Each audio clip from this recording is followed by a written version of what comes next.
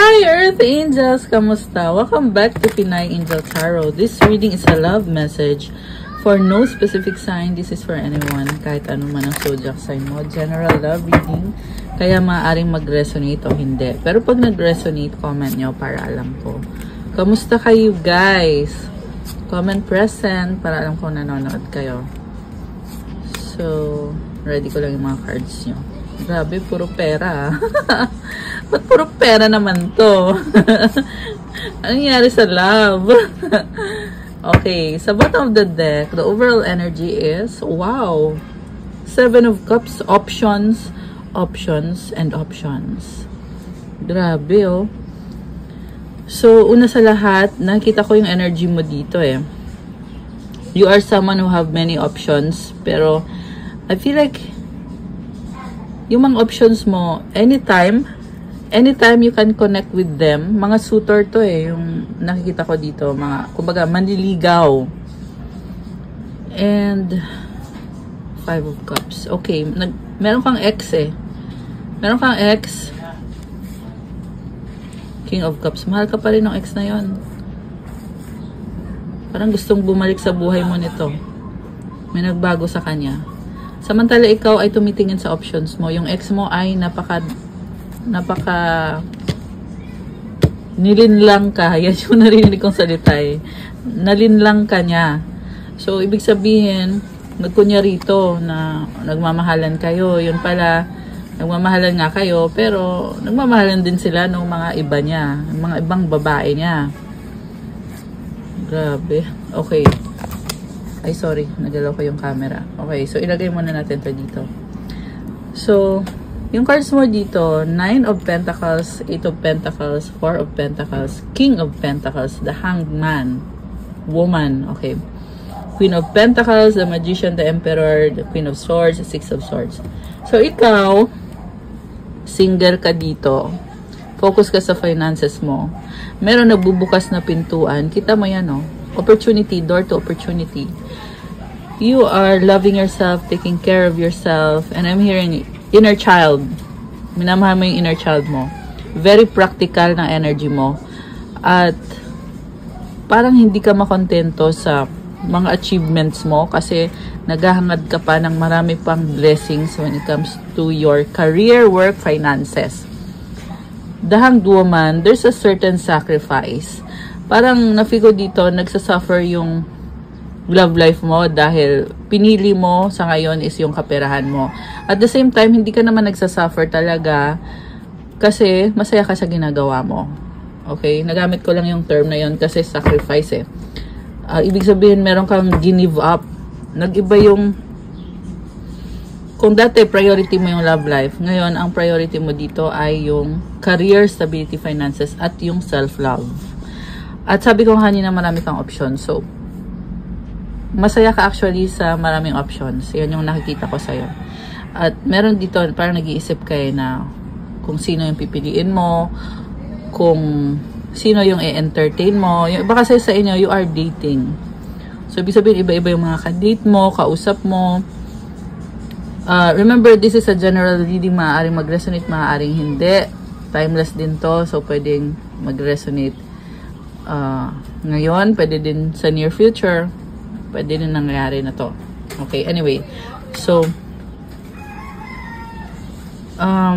right now, maraming humahanga sa'yo. Ayun po ulit-ulit na nakita ko dito sa energies mo. You are a manifestor and parang ikaw yung naging emperor dito. Ibig sabihin, you are taking control of your own life, your own situation. With the Queen of Swords, meron kang tinalikuran dito at kung dati ay puno ka ng emosyon, pero ngayon dito ay isip na yung pinapagana mo.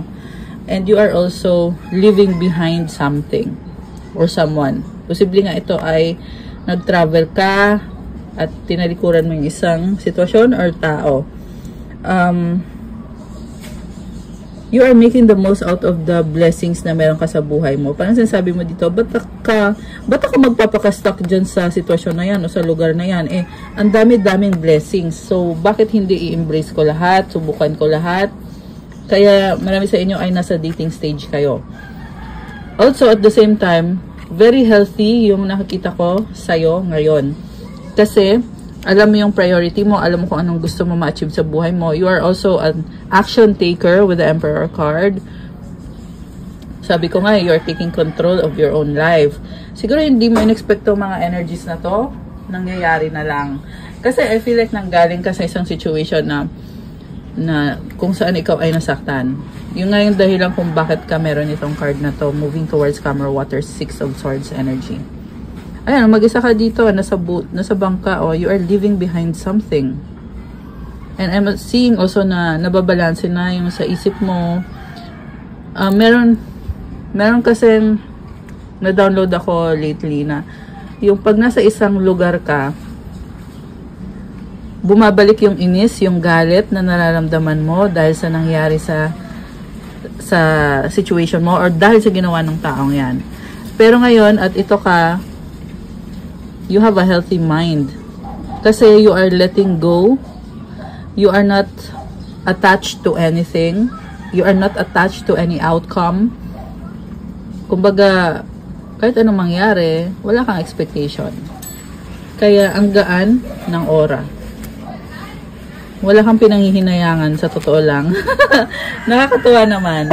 So, yeah, this is someone who is moving on. In fact, baka hindi ka aware, pero sabi kasi dito, naka-move on ka na eh.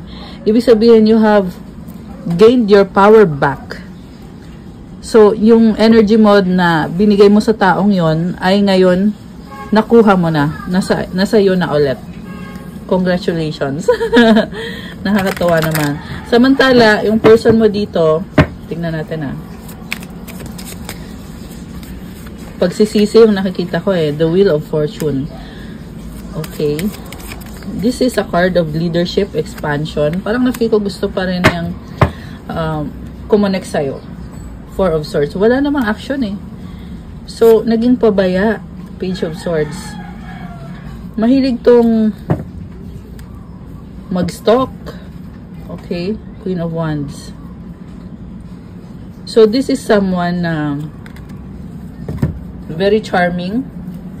So, siguro yung nga yung dahilan kung bakit ka niloko nitong taong to kasi charming siya. So, ginamit niya yon hindi lang sa'yo but sa maraming iba pang mga babae na kung sino yung may gusto sa kanya, cha-charm niya. Kinukolekta niya. Kasi ang pakiramdam niya ay pag itong ibang mga babae kong to, nagustuhan nila ako, edi masaya ako. Ganun yung pakiramdam niya.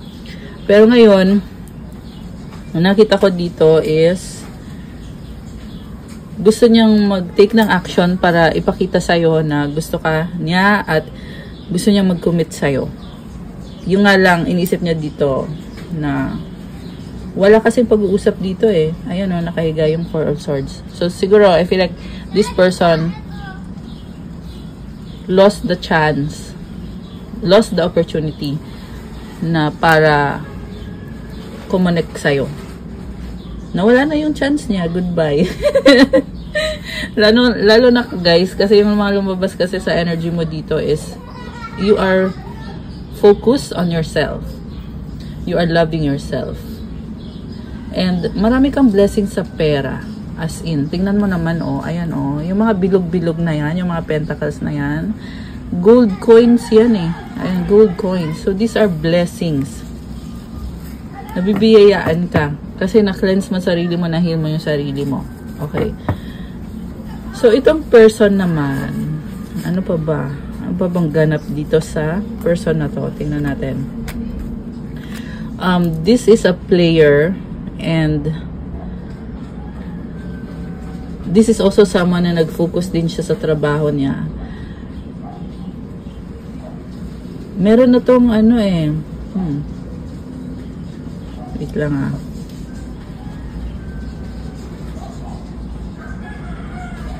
Ang nakita ko kasi sa kanya, gusto niyang mag-reach out sa'yo, pero meron siyang ex na sumasabotahe ng connection nyo. At nagdesisyon siya na piliin niya yung ex na yon. So, sarili niya yung desisyon. So, sabihin na natin na, oo, influence yung desisyon niya, pero syempre, buhay niya yon. So, sarili niyang desisyon na yon. Sarili niyang desisyon yon. Ayan, iniwan ka niya for a third party. Okay, so ano ngayon ang gusto mangyari nitong taong to? Actually, nasabi ko na na yung nga gusto niyang ibalik yung connection nyo. Pero tingnan natin na. Eight of Swords. Nakatrap siya. Oh, trap in love with you. Char. Okay, sobrang panghihinayang, emosyonal, at nagkikare sa'yo tong taong to. Parang iniisip niya yung mga pagkakamali niya. At gusto niyo ibalik yung partnership nyo. So, meron tatlong kamay dito. So, siguro iba-iba yung mga kadil nito connected sa finances niya or meron siyang sinusustentohan at also bothered yung isip niya, stuck on their head. Kaya, hindi niya ma-enjoy yung buhay niya kasi lahat ng oras niya ay napupunta dun sa pag-iisip tungkol sa kaperahan niya. Okay. So, mahal ka ba nitong taong to? Tingnan natin. Grabe yung panghihinayang niya. Knight of Swords. King of Wands. Three of Wands. Diyos ko, babaero to, girl. Te! Babaero to, te! Babaero yung lumabas dito eh. So, hindi ko masasabing mahal ka niya. Ayan. Nagkikare siya sa'yo. Yeah, pwede. Pero kasi ang sabi dito ang dami niyang kadil. Hindi lang ikaw. And then, padaanin natin yung tricycle. And then,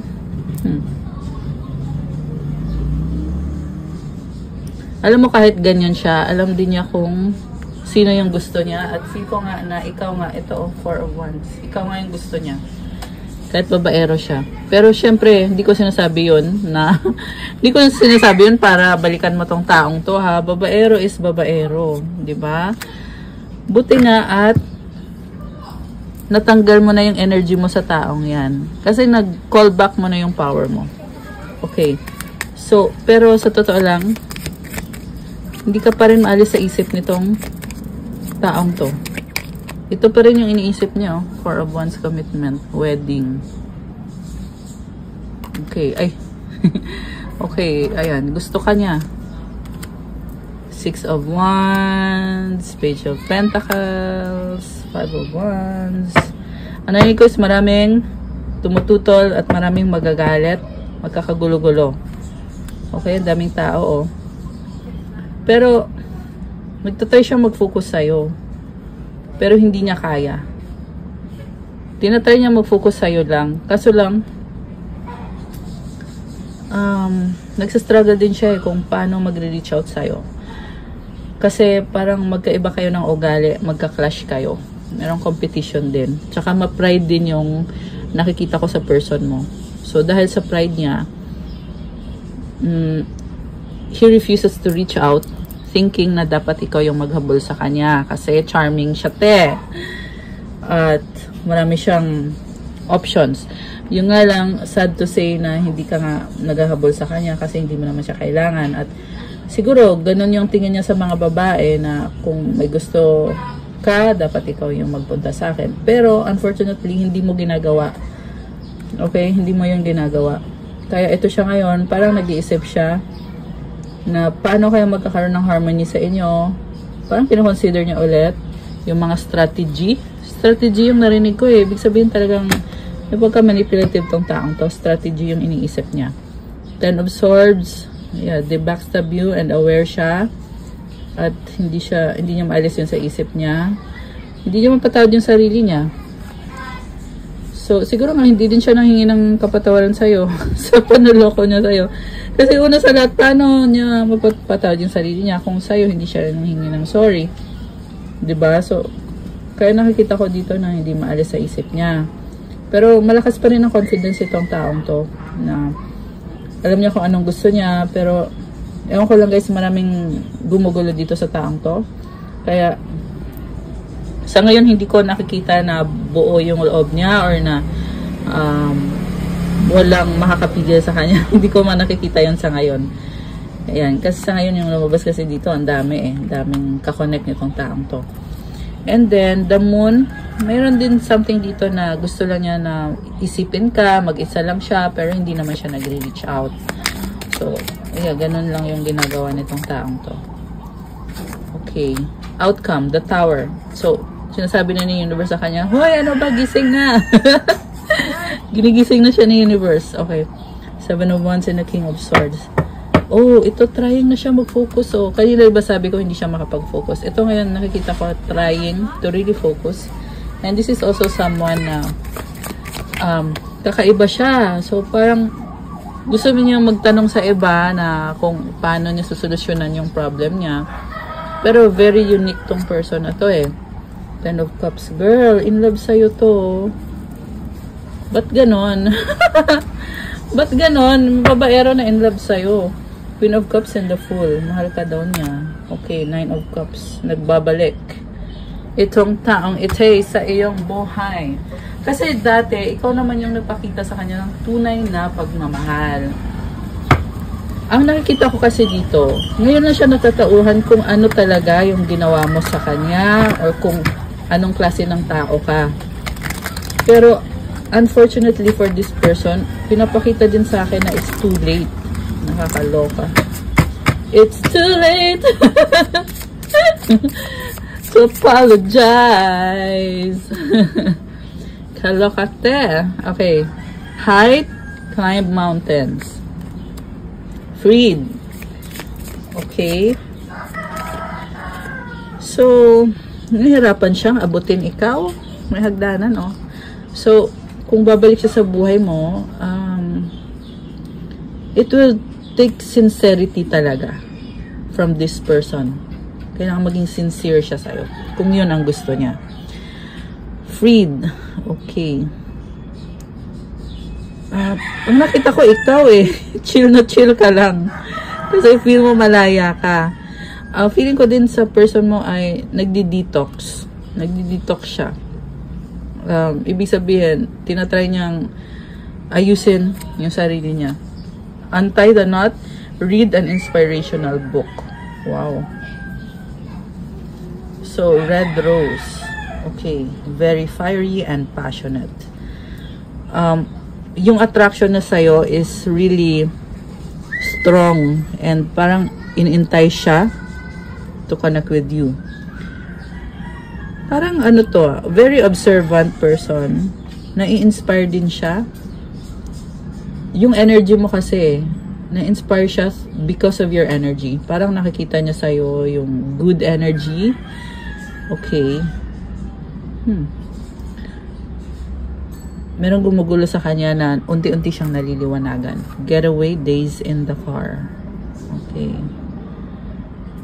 Parang iniisip niya lang niya dito na sana pwedeng magtanan. Magtanan. Getaway. Alam mo yun, they wanna run away with you. Parang ganon yung nafe-feel ko dito. Days in the car, mag-relax. Okay.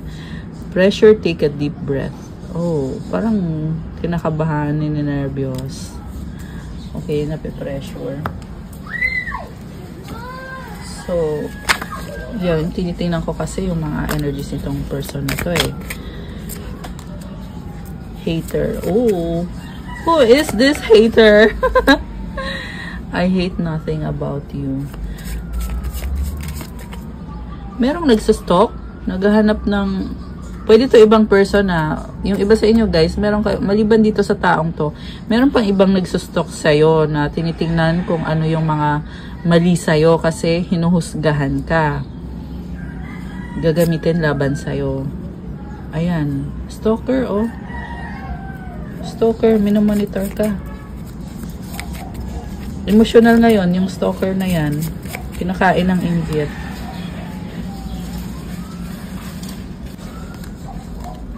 Keeping a promise. Oh! Total drama. Oh. Okay. Grabe ah. Parang na-obsess sa'yo yung ano.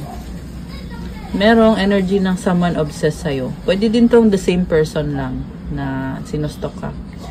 Okay. Pero ang gusto kong malaman is, ano ngayon yung plano sa'yo nitong taong to? Kung meron. Okay? Kung meron, game over. Oh my gosh. Parang feeling niya ay wala na siyang chance. Fake friends. Oh, fake friends. Depression. Sex shop. Nagpakita yung divorce card. So, meron kasing bad energy eh. Knowing they fucked up. Ayan. Yung pinalit niya sa'yo is really really bad. Envy. Merong naiinggit din sa'yo. Okay. Alright. Tingnan natin. Ano mga energies mo ngayon? Okay. Gustong lumabas na isang to. Love story once upon a time. Okay. Merong nagsustalk about sa love life mo? Okay. So, ano naman yung mga energies connected sa'yo? Tingnan natin. Oh, wow! Earth Angel! Love this! Okay. You are an Earth Angel. Teka. Ang dami naman. Oh, wealth! Third eye chakra. Wow.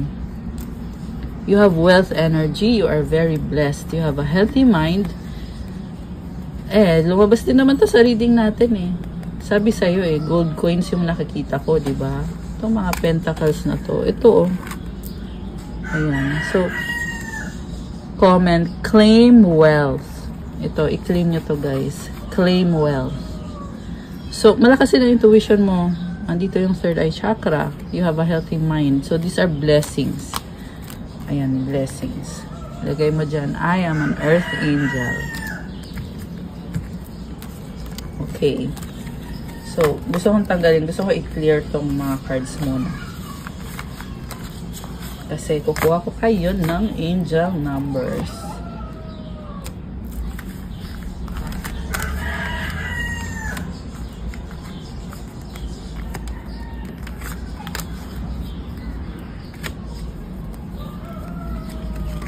Okay.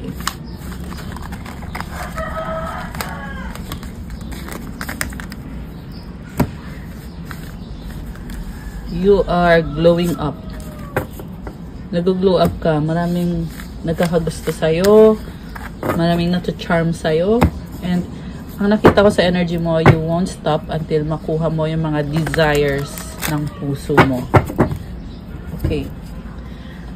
So, angel numbers para sa ating lovely viewers. Angel numbers. Ay, tumalon. Dami naman. Isa lang muna. Okay. 13, clarity. As the storm passes, the clarity is felt faster than lightning is seen against a dark sky. The divine is reminding you that clarity is readily available. All you have to do is ask. You have weathered the storm and now the sky is clearing. So, tapos na daw yung bagyo. Nakaalis na yung bagyo at naliliwanagan na ikaw. Affirmation, loving energy surrounds me and I trust that the clarity I feel is the answer I need. Nice naman ito. May loving energy sa paligid mo. So, i-claim mo itong loving energy. Comment, claim loving energy. Or loving energy surrounds me. Claim clarity. Tapos na yung bagyo. Ibig sabihin, pwede ka nang huminga, mag-relax, mahalin mo ang sarili mo, enjoy mo yung buhay mo. Enjoy mo yung blessings, lalo na sa kaperahan mo. 1, 2, 3, vision. Your path will not look identical to anyone else's. That's what makes you unique. Remember that as you stay the path that feels connected, the path will continue to lead you to alignment. Let your vision be as different as you are. So, kakaiba ka. Huwag mo i-compare yung sarili mo sa iba kasi yung landas mo ay talagang very unique. At yung path mo daw ay lalo pang nagpapaganda ng energy mo. You are aligning with your soul's purpose. Affirmation, my path is mine and mine alone. When I follow my path, alignment comes naturally. So, i-claim mo to. When I follow my path, alignment comes naturally. Comment, claim vision. Ayan. So, okay. Ano pa mga paparating na energies sa'yo at this time? Tingnan natin. Ano pa ba? Oh, spy! Grabe, oh. Grabe yung spy, oh. Creepy! Sa totoo lang. Hindi kasi nakikita ko maliban sa person mo. Merong ibang nagsaspy na napaka-creepy. Connected sa... Naiinggit to eh. Caution. Find out more information. Don't overwork yourself. Na-obsess sa kakastok sa'yo. Change of residence. Moving in with your partner. Ayan, moving. Nakakaloka. Yung mga earth angels natin dyan. Parang pinapaalam lang kasi sa'yo na itong mga naiinggit ay hindi mapakali. Kakastok sa'yo. And also, they want to have what's yours. Yeah, so, sorry na lang sila. I wish you were mine. Oh my gosh. Energy vampire yung nasagap natin dito eh.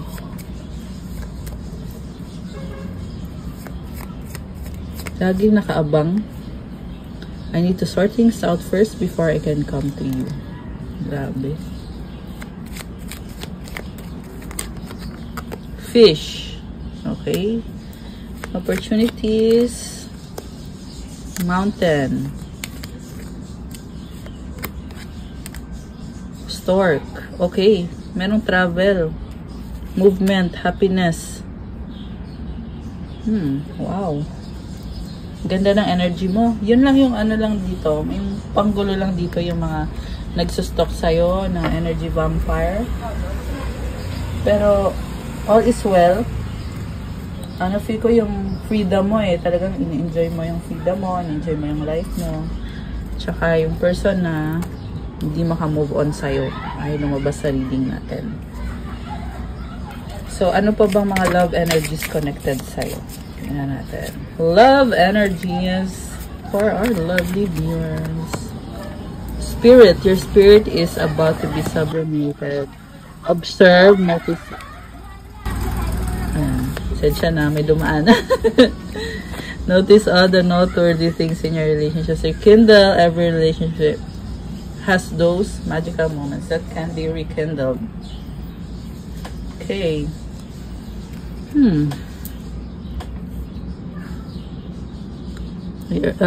You have a very spiritual connection at itong taong to ay namimiss ka niya.